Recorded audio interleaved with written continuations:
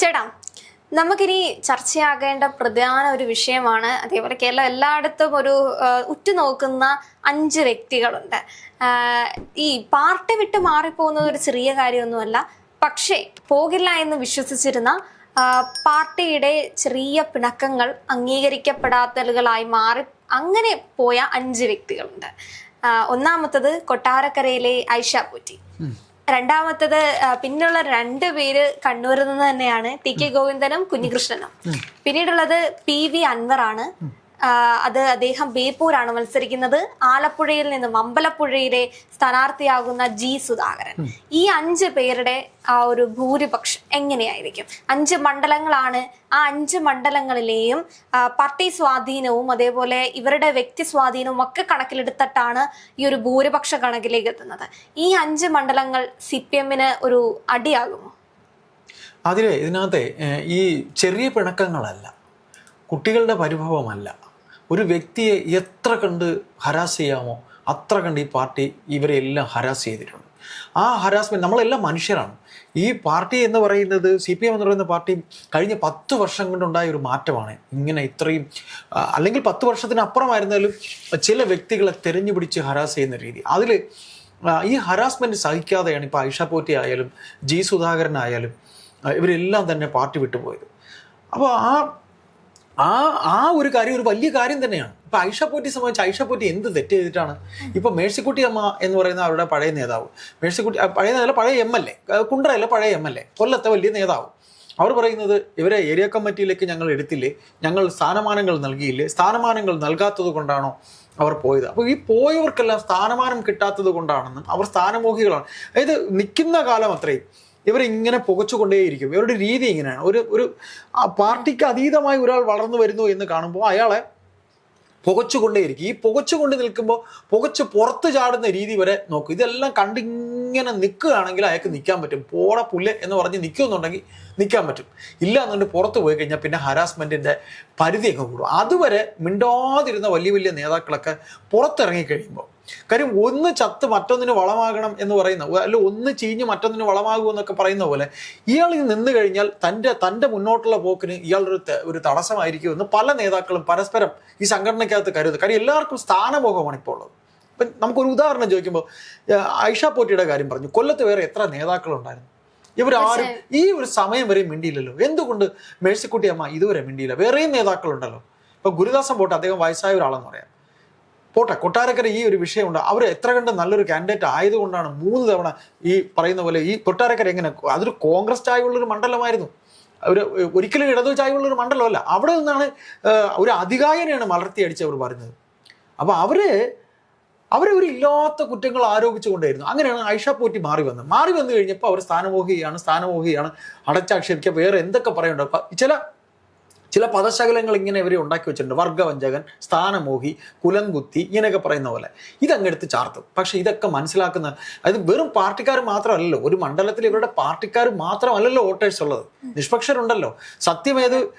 സത്യമേത് പതിരേതെന്ന് അറിയുന്ന ഒരുപാട് പേരില്ല. അപ്പൊ അതുകൊണ്ട് തീർച്ചയായിട്ടും ഐഷ പോറ്റിയുടെ ഒരു വിലയുണ്ട്. ഇപ്പം ആദ്യം സംസാരിച്ചതിൽ ഒരു കാര്യം കൂടെ ഉണ്ടായിരുന്നു, ചോദ്യത്തിലുണ്ടായിരുന്നു. അവരുടെ ആ വ്യക്തിത്വങ്ങൾ വളരെ എത്രത്തോളം വലുതാണെന്നുള്ള നാട്ടുകാർക്കറിയാം. ശരിയാണ്. ഇവര് പാർട്ടിയിൽ നിന്നും പുറത്തേക്ക് വന്ന സമയത്ത് ജനങ്ങളെ അഭിസംബോധന ചെയ്തവർ കാണുന്നുണ്ടായിരുന്നു.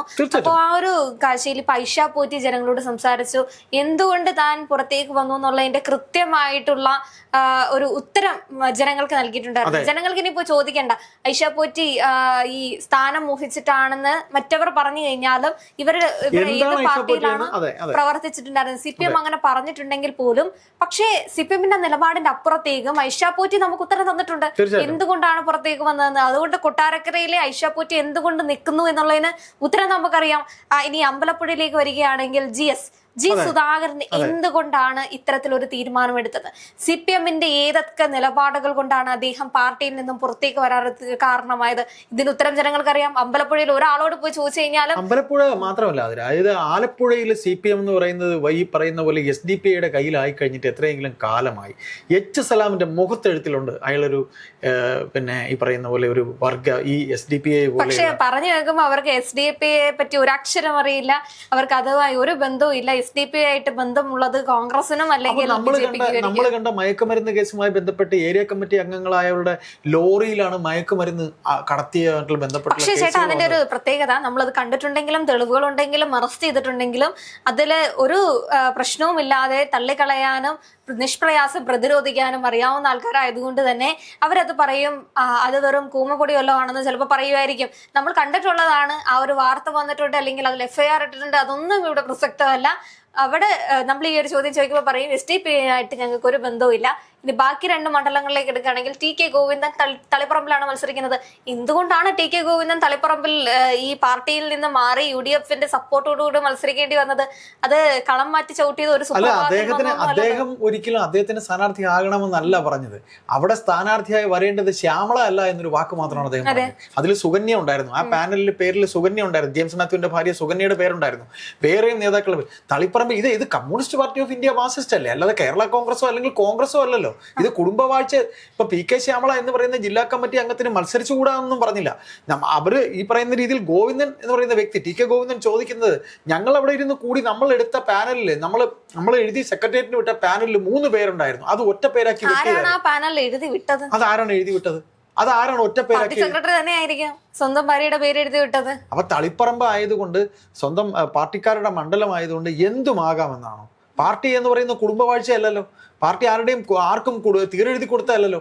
ആ ചോദ്യം കറക്റ്റ് ചോദ്യം തന്നെയാണ്. അദ്ദേഹം അതിനുടൻ തന്നെ അദ്ദേഹത്തിന് എന്നിട്ട് അപ്പൊ നമുക്ക് സംശയം ചോദിക്കാനുള്ളത് ഇത്രയേ ഉള്ളൂ. ഇപ്പൊ കോൺഗ്രസ് എന്ന് പറയുന്ന രാഷ്ട്രീയ പാർട്ടി ഇവർക്കാണ് ഏറ്റവും കൂടുതൽ, കേരളത്തിലെ ഏറ്റവും കൂടുതൽ വർഗ ശത്രു കോൺഗ്രസ് ആണ്. BJP പോലും ഇവർക്ക് ഇപ്പൊ ശത്രുവല്ല.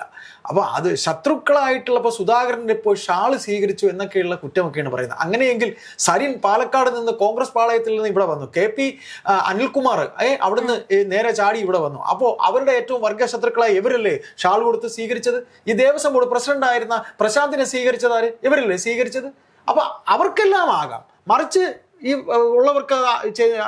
ഈ പാർട്ടിയിലുള്ളവർ അങ്ങോട്ട്, അവർക്ക് ഒരു അഭയം വേണ്ടേ? അവരെ ആരെങ്കിലും സംരക്ഷിക്കണ്ടേ?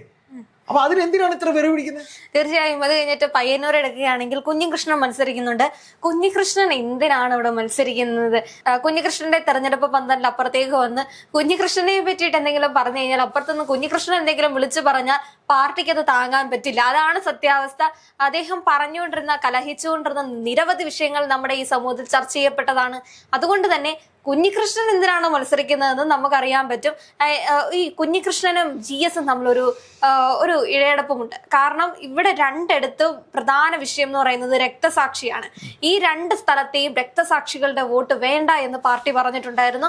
അങ്ങനെ ഒരു നിലപാടെടുത്തത് കൊണ്ട് തന്നെ അമ്പലപ്പുഴയെയും പയ്യന്നൂരെയും നമുക്ക് മാറ്റി നിർത്താം. കാരണം അവിടുത്തെ രണ്ടിടത്തെയും രക്തസാക്ഷിയാണല്ലോ വിഷയം. അപ്പൊ അവിടെ രക്തസാക്ഷി ഫണ്ടും കുടുംബവും. അപ്പൊ കുടുംബത്തിൽ നിന്നുള്ള അല്ലെങ്കിൽ രക്തസാക്ഷിയുടെ ഭാഗത്തുനിന്ന് ഒരു വോട്ടും വേണ്ട എന്ന് അമ്പലപ്പുഴ പറഞ്ഞിട്ടുണ്ടെങ്കിൽ അത് ഇങ്ങനെ കണ്ണൂരും ബാധിക്കുമല്ലോ. അപ്പൊ അതാണ് അവിടുത്തെ ഒരു അവസ്ഥ. പിന്നീട് PV അൻവർ, ബേപ്പൂര്. PV അൻവറിനെ സംബന്ധിച്ചാണെങ്കിൽ PV അൻവർ ഈ പറയുന്ന പോലെ ഒരു വേള ഇദ്ദേഹത്തിനോടൊപ്പം നിന്ന ആളാണ്. പിണറായി വിജയനെ കുറിച്ച് കൃത്യമായി അറിയാവുന്ന ആളാണ്. ഒന്നുകൂടെ നമുക്ക് ഇതിൽ പറഞ്ഞു പോകാം. അതായത് ഈ GS ആയിരുന്നാലും കുഞ്ഞികൃഷ്ണൻ ആയിരുന്നാലും അല്ലെങ്കിൽ ഈ പാർട്ടിയിൽ ഇപ്പോൾ TK ഗോവിന്ദനായാലും അവർക്ക് എവിടെയോ ഒരു അല്പം അവരുടെ പ്രസ്ഥാനത്തോട്, അവർ വന്ന പ്രസ്ഥാനത്തോട് ഒരു കൂറുള്ളത് കൊണ്ട് ഇവർ പേടിക്കുന്ന പോലെ പാർട്ടി രഹസ്യങ്ങളെല്ലാം വിളിച്ചു പറയുമെന്ന് ഈ പാർട്ടി അറിയാവുന്നവർ ധരിക്കുന്നുണ്ട്.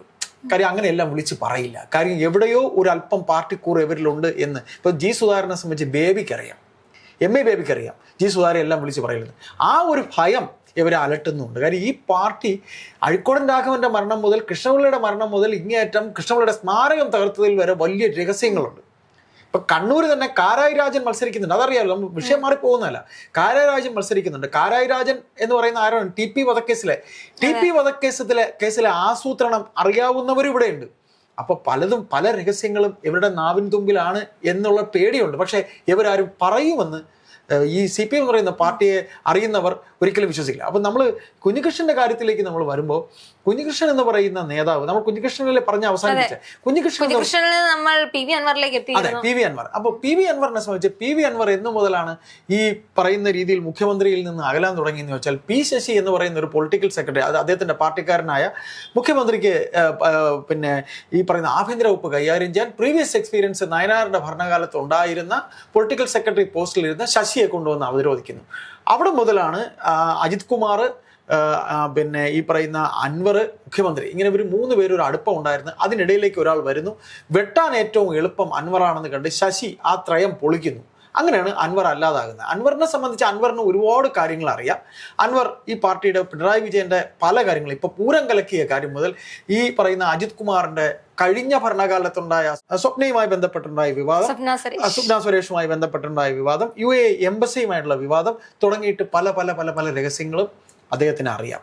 അപ്പോൾ അങ്ങനെയുള്ളത് കൊണ്ട് തന്നെ ഈ ഒരുപാട് നാൾ ഇനി ഇദ്ദേഹത്തെ കൂടെ കൂട്ടിയാൽ തനിക്ക് ചില കാര്യങ്ങൾ നേടാൻ പറ്റില്ല എന്ന് ശശി വിചാരിച്ചിട്ടാണ് അജിത് കുമാറും ശശിയും കൂടെ അൻവറിനെ പുറത്താക്കുന്നത്. അൻവർ കുറച്ചു നാൾ പുറത്തു നിന്നു, പിന്നെ ഈ പറയുന്ന പോലെ പഴയ താവളമാണ്, അദ്ദേഹം UDF കാരൻ തന്നെയാണ്, തിരിച്ചു പോകുന്നു. അപ്പോൾ നമ്മൾ പറഞ്ഞു തുടങ്ങിയത് ഈ വിമതന്മാരെ കുറിച്ചാണ്. വിമതന്മാരായിട്ട് ആരൊക്കെയാണ് നമ്മൾ പറഞ്ഞത്?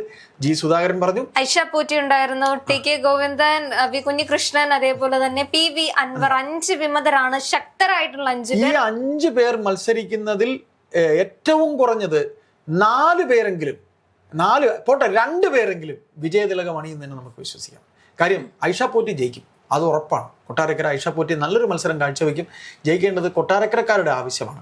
പിന്നീട് നമ്മൾ നോക്കുമ്പോൾ GS അത് ഏതാണ്ട് ഉറപ്പാണ് ജയിക്കാൻ, അമ്പലപ്പുഴ ജയിക്കാനുള്ള സാധ്യതയുണ്ട്. ബാക്കി വെറുതെ ഈസി വാക്ക് ഓവർ ഉണ്ടായിരുന്ന ബേപ്പൂര്, റിയാസ് അങ്ങനെ അങ്ങ് ഈസി ആയിട്ട് ജയിച്ചു പോകുമെന്ന് കരുതാൻ ബുദ്ധിമുട്ടാണ്. പിന്നെ തങ്ങളുടെ സ്വന്തം മണ്ഡലമാണ്, തളിപ്പറമ്പെങ്കിൽ പോക്കറ്റിൽ പോരുമെന്ന് കരുതുമ്പോൾ ചിലപ്പോൾ അങ്ങനെ ഒരു പോക്കറ്റിൽ പോകാനുള്ള സാഹചര്യമില്ല. കഴിഞ്ഞ ദിവസത്തെ ഈ TK ഗോവിന്ദന്റെ ഈ റോഡ് ഷോ ഒക്കെ കാണുമ്പോൾ നമുക്കറിയാൻ പറ്റും, സഖാക്കൾ അല്ലെങ്കിൽ അത്രയധികം ജനങ്ങൾ എന്തായാലും വണ്ടി വിളിച്ചൊന്നും ആരും വരാൻ പോകുന്നില്ല തളിപ്പറമ്പിലേക്ക്. ഇത് TK ഗോവിന്ദന്റെ ഇതിന് കൺവെൻഷനുമായി ബന്ധപ്പെട്ട് പങ്കെടുത്ത ആൾക്കാരാണ്. ഈ ആൾക്കാരൊക്കെ വോട്ടേഴ്സ് ആവുമെന്നൊന്നും നമ്മൾ പറയുന്നില്ല, പക്ഷെ എന്നാലും ഒരു ജനപ്രീതി ഉണ്ട് അവിടെ. ജനങ്ങൾ ഇവരുടെ ഈ ഒരു വല്ലാത്ത അടിച്ചൊതുക്കലിൽ നിന്നൊരു മോചനം ആഗ്രഹിക്കുന്നു. അതെ, ആ ഒരു മോചനത്തിന്റെ തിളക്കങ്ങൾ ഓരോ കണ്ണുകളിലും നമുക്ക് കാണാൻ പറ്റുന്നുണ്ട്. അത് പയ്യന്നൂരും കാണുന്നുണ്ട്, തളിപ്പറമ്പിലും കാണുന്നുണ്ട്. ബേപ്പൂർ എന്തായാലും PV പണിയെടുക്കുന്നുണ്ട്. റിയാസ് വിയർക്ക് തന്നെ ചെയ്യും.